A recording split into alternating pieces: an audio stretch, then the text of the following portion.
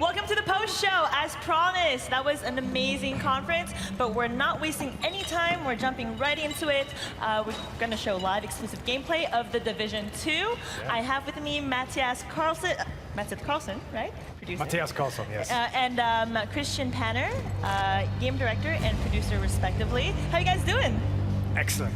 Yeah, you Super excited? excited. Yeah. Amazing. Well, congrats on the exciting reveal at the Microsoft conference and obviously the amazing news during the UB conference. Yeah. So today, to our left, we've got Yannick Banchereau, comm dev on The Division 2, and 3 other devs from the massive development team. They'll be showing a 4-player co-op, tackling a control post.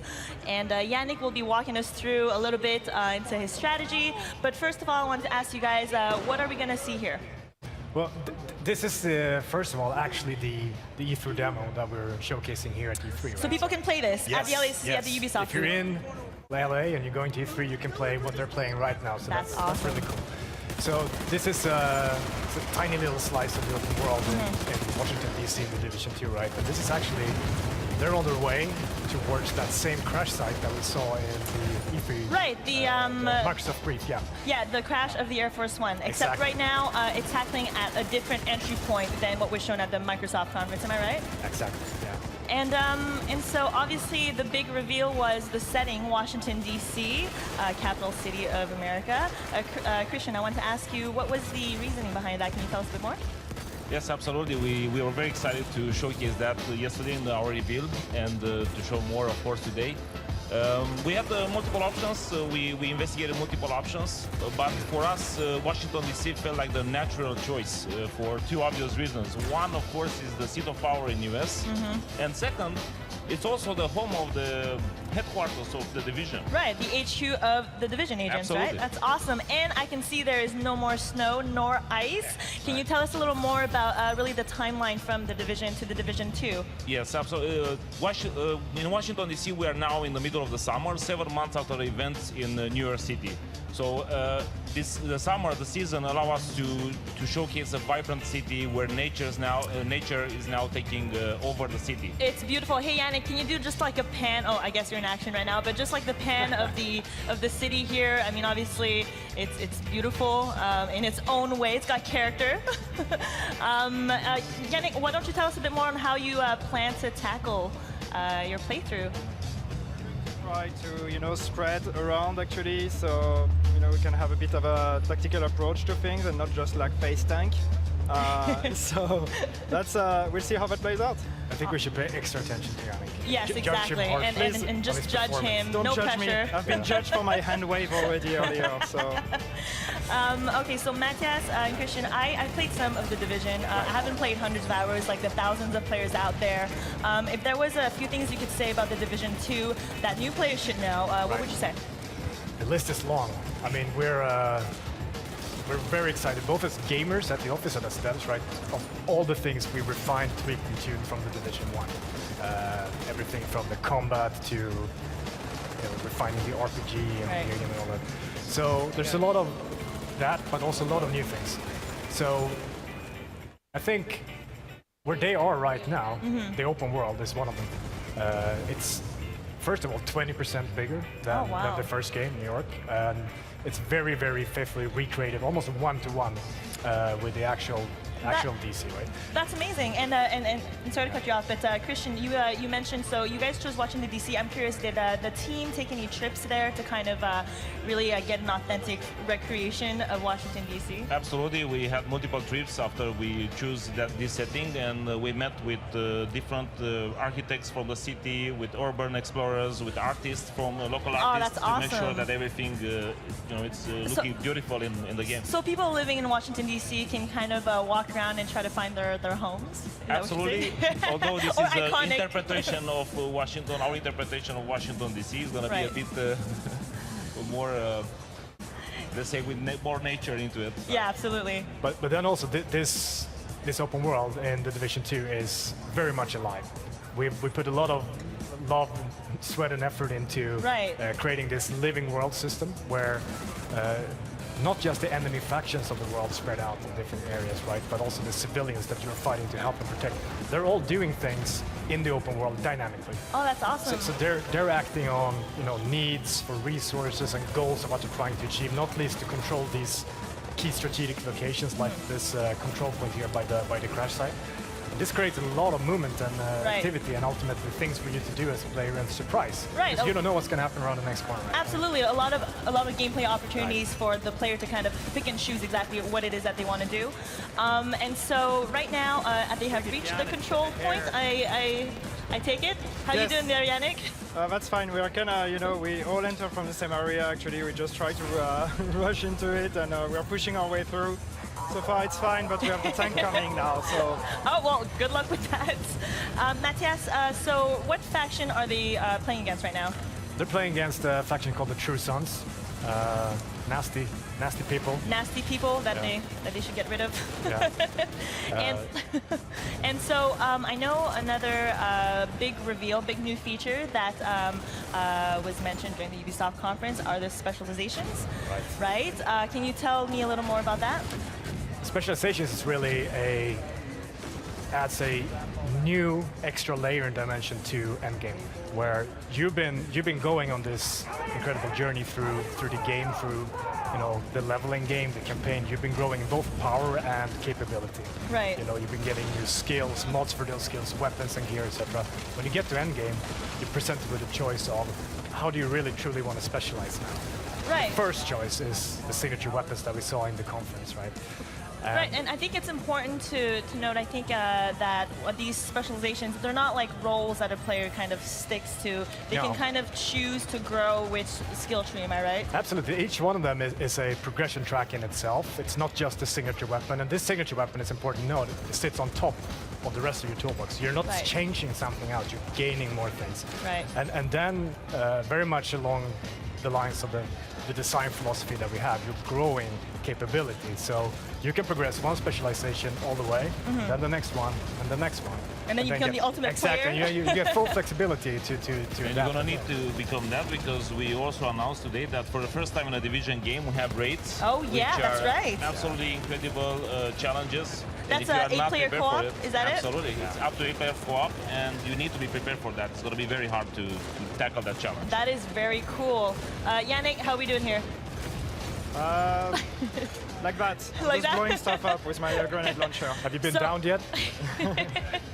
So Yannick, you're playing the demolition specialization, am I right? Yes, Can yes, you demolition show is us what's signature weapon you've got equipped there? Yeah, I got that nice grenade launcher here. And so I get to make a lot of very nice explosions. You get to blow shit up. Yeah, like that. And our other massive developers here, I believe are playing Survivalist and Sharpshooter, am I right? That's correct. I don't know if we can get the player, the audience to see the skill set of the other specialists. I believe that's the Sharpshooter, am I right? That's correct, yeah. So the demolitionist that Jank is playing has the grenade launcher, which is all about, radius, controlling Yeah. an area, creating mayhem, Yeah. flushing enemies out of cover, getting several of them in the blast at the same time, etc. Absolutely. Whereas the sharpshooter has this super powerful sniper rifle, 50 cal, that can penetrate several targets. So you can find your angles and line them up, and this feature that we have very prevalently in Division 2 on the enemy archetypes, the weak points Right, that are right. associated with the enemy's special abilities. Oh, that's great. You can pop all of those coming in and out of the target. Looks like Yannick actually Well, did it. He he did. captured the control You point. did it! Congratulations. Yay, congrats! surprising, I would have That's to say. It is awesome. surprising. I feel like he didn't do as good during the rehearsals, but I feel like the pressure has caused him to up his game. All right, so if I think we're done taking over this control point now. Yannick, why don't you come join us over here? Let's talk about this. We did it! we did it! Yay! So that was not too ridiculous, but okay. Well, now that you're here, I think we've got a free pod. Well, is there like another player that can that you think can fill? Yeah, I think you guys want to keep playing, right? You want to play more of it, yes. I see the nod. All right, so yeah, we happen to have a Think Panda just here, who I think would be a great fit Come to, on over, Think to play the Panda. division. Hey, Hey, hello. what's up? How are you doing? I'm okay. I'm great. How was the Very conference excited. from inside? It was amazing. Yeah, did you like what you saw with the division? Oh my god, there's so much to look forward to. Are you excited to play the Right. Division 2? Yes, so excited. I cannot wait. It's gonna be the first time you play it, so. Yes, I hope I do well. I have see how faith it in you. goes. I have Thank faith. you. Thank All right, you. so let's jump right in then. Yeah, Yeah. let's do Get it. to the Make pod us and proud. show us Right. what you got. Thank you.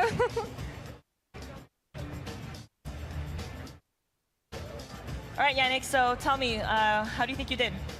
I think my team did great.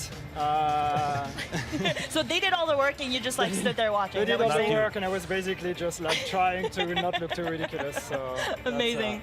Well, Yannick, so as obviously ComDev, you were ComDev on the Division, and now ComDev on the Division 2. You've played hundreds of hours, much more than me, of the Division. So playing the Division 2, what can you tell me about that experience? What's great with playing the Division 2 is that, as you said, I played a lot of hours of the Division 1 and like 600 or 700 hours of that game, which for our Damn. community is like okay, yeah, it's not so bad. But still, and playing the Division 2, what I really love is that it really feels like a Division experience. It really feels like I'm playing the Division. I directly know the controls. I directly know, how to move around and how to handle it. But it feels very fresh. There are so many changes, so many small things, so many new things, new skills, the signature weapons, even the open spaces, the way to approach combat with, like the 360 and everything. It's just, it feels like a very completely fresh new experience. That's awesome. If there was one or two things that you'd say was the most requested in the Division that you could say maybe coming to the Division 2, is there anything you talk about that? I think specializations is something that like Division players, like experienced Division players, are going to love because it's really directly fulfilling that fantasy of like I really want to go in that kind of role and Right. I want to like grow more and more into it, especially in endgame, and so I think this is going to be something that Division players are going to love. That's awesome. So let's check in with Think Panda over here. I think she may be trying to tackle the control point in a different way. I mean, and it's something that you can do in the Division, right? You Right. can kind of really tackle any challenge the way that you want with the playstyle that suits you. Right, and it's important to note that what they're playing here, this is not a mission, right? This is just one of the many open world activities that you encounter when you're out and about exploring the world, and that's another aspect of DC being a fantastic setting for us. That it's like for people who haven't been there, it's a very diverse city Right. in terms of its different biomes and districts. We have almost jungle-like nature up around the Potomac, and then these big wide open spaces of the mall really lends themselves to open area combat like we saw, where we can really think about, okay, how are we going to approach this situation? Right, how to strategize exactly with like your team of Exactly. co-op players, or I mean, you can go at it alone if you wanted to, right? You can play everything in the Division, Yeah, if you so will. That's awesome. I mean, Yannick, I think we've got some questions from the community. We've got a couple questions. We have XX Inside XX who's asking us, is the DZ coming back? Absolutely, we're gonna have Dark Zone in the Division 2. It's gonna be a revised version of the Dark Zone, and it's gonna be ready at launch. Revised as in Nice. As in absolutely fantastic. The best Dark Zone ever. All right. We also have a session who's asking when does the beta start and how to sign up to it. What we try to do with the beta is that as long when we get closer to the launch, we want to be very, very prepared. And so closer to March 15, we're gonna be able to give you more details about how when we're gonna start the actual beta plan. Okay, but you can sign up now. You can sign up now, right? Exactly. TheDivision.com/beta. Register now. You're such a pro. You're so good. And so, what kind of presents you guys have at E3 this year? You've got the booth, the Ubisoft booth, Yeah, where people absolutely. can play the Convention demo Center, that we're yes. showing right now. And I believe ComDevs have some live streams on the Tuesday and Wednesday as well. Yes, we're going to start our live streams tomorrow. We are going to be streaming for like 2 days, total of like 14 hours of live stream. We're going to be showing more of the demo. We're going to be sitting down with some of you guys, showing people from the team, showing people from the community. We have a lot of things coming. Amazing. And so you mentioned a closed beta. People can register right now. Where is it that they could register? Is there a website? I will say that again. So, do Yes. your thing. It's important. Call to action. Division.com/beta. Register now to have a guaranteed place in the beta program that we're gonna run for the division. Ladies and gentlemen, All Christian right. Pana. And I've got a last question. When is the Division coming out? The Division 2. Yes, Division 2 is coming out March 15, 2019. March 15, 2019. Xbox One, PlayStation 4, PC. Save the date. Thank you for watching, everybody. This was the post show. We showed some exclusive The Division 2 gameplay, met the devs. Thanks for spending time with us. Thank you, and have a great E3. Thank you very much. Thank you, Bye, everyone. guys. Bye-bye.